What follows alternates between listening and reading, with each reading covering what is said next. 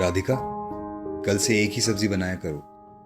खाना खाने बैठा मनन प्लेट में 2 तरह की सब्जी देख बोला, अरे रोज ही तो 2 बनती हैं, एक आपकी पसंद की, एक बच्चों की पसंद की। आज कौन सा बड़ी बात है? मनन की पत्नी राधिका मुस्कुराकर बोली, वो राधिका मेरी नौकरी चली गई है और जो थोड़ी बहुत सेविंग्स हैं उन्हें बहुत संभाल कर खर्च करना होगा। पता नहीं ऐसे में दूसरी नौकरी कब मिले। तुम बच्चों की पसंद का खाना ही बनाया करो अब से बस। मनन सर झुकाकर बोला। ओह, राधिका के मुंह से बस इतना ही निकला। तुम चिंता मत करो राधिका, मैं तुम सबको ज्यादा दिन तंगी में नहीं रहने दूंगा। जल्दी ही नौकरी मिल जाएगी मुझे, बस तब तक थोड़ा हाथ खींचकर चलना होगा, मनन बोला। कोई बात नहीं मनन, नौकरी ही तो गई है, दूसरी मिल जाएगी। आप चिंता मत कीजिए और खाना खाइए, राधिका मुस्कुराते हुए बोली। मनन का एक प्यारा सा परिवार है। राधिका जैसी सुंदर सुशील पत्नी है और टिन्नी मिन्नी नाम की 2 प्यारी प्यारी बेटियां हैं। पापा पापा, हमारी फीस जमा होनी है, टीचर ने कहा था ऑनलाइन क्लास में। तभी 8 साल की टिन्नी आकर बोली। ठीक है बेटा, पापा करवा देंगे, आप चिंता मत करो, जाओ पढ़ाई करो, राधिका बोली। राधिका, जैसा सोचा था परेशानी उससे बड़ी है। 30,000 रुपए तो बच्चों की फीस चली जाएगी और आगे भी फीस तो जुड़ती रहेगी। ऐसे तो सेविंग भी खत्म हो जाएगी सारी, मनन निराश होकर बोला।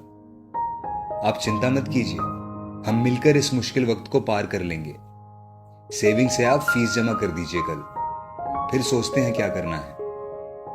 आप अभी कल की चिंता में खुद को मत घुलाइए, क्या पता आने वाला कल कोई आशा की किरण लेकर आए। राधिका मनन के हाथ पर हाथ रख उसे दिलासा देती हुई बोली। 3 महीने बीत गए पर मनन को नौकरी नहीं मिली। इस बीच राधिका ने बहुत अच्छे से कम पैसों में घर चलाया, लेकिन जुड़ा हुआ पैसा कभी तो खत्म होना ही था। राधिका, बच्चों के स्कूल से फीस के लिए मैसेज आया है और बैंक में सिर्फ 10,000 रुपए हैं। अब क्या होगा? एक दिन मनन चिंतित हो बोला, लीजिए पैसे, आप इन्हें बैंक में जमा कर दीजिए और फीस भर देना फिर। राधिका 500 के नोट की गड्डी देते हुए बोली। इतने पैसे तुम्हारे पास कहां से आए? पैसे देख मनन आश्चर्य से बोला, मैंने अपनी चेन बेच दी थी कल ही, क्योंकि जानती थी बैंक में पैसे नहीं और फीस का नोटिस आने वाला होगा। राधिका मुस्कुराकर बोली, किसी काम का नहीं हूं मैं, तुम्हें अपने जेवर बेच घर खर्च चलाना पड़ रहा है। मनन निराश होते हुए बोला, अरे आप और मैं अलग हैं क्या? मुश्किल वक्त आया है, इस पर जीत हासिल करने, फिर जेवर का क्या है, और बन जाएंगे। वैसे भी मेरा असली गहना आपका प्यार और हमारे बच्चों की बाहों का हार है, बाकी सब इस गहने के आगे फीके हैं। राधिका मनन के गले में बाहें डालती हुई बोली, बहुत खुशकिस्मत हूं मैं जो तुम्हारे जैसी बीवी मिली मुझे, सच, वरना मैं हार ही जाता। राधिका को प्यार से देखते हुए नम आंखों से मनन बोला, हम आपको हारने नहीं देंगे जी, हर मुश्किल पर जीत पा जाएंगे हम, एक दूसरे के साथ से, राधिका बोली। हाँ राधिका, बस नौकरी लग जाए, फिर मैं तुम्हें इससे अच्छे गहने दिलवाऊंगा। हम जब तक साथ हैं हारेंगे नहीं, हर मुश्किल में जीत जाएंगे, मनन राधिका को गले लगाता हुआ बोला।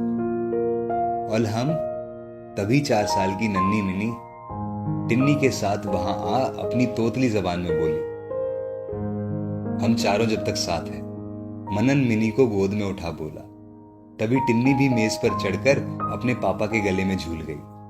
कुछ महीने यूं ही बीत गए।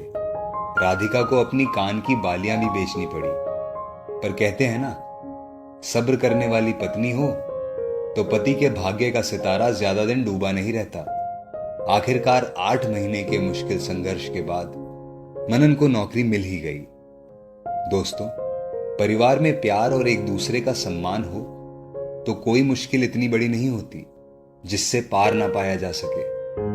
राह मुश्किल जरूर हो सकती है पर मंजिल जरूर मिलती है। इस स्टोरी को लेकर आपकी क्या राय है नीचे कमेंट सेक्शन में लिखकर हमें जरूर बताएं। और स्टोरी पसंद आई हो तो लाइक शेयर जरूर करें। आपका एक एक शेयर हमारा मनोबल बढ़ाता है। ऐसी ही बेहतरीन स्टोरीज आपके सामने प्रस्तुत करने के लिए मिलते हैं एक और बेहतरीन कहानी के साथ जल्द ही। तब तक के लिए अपना और अपनों का ख्याल रखें। धन्यवाद।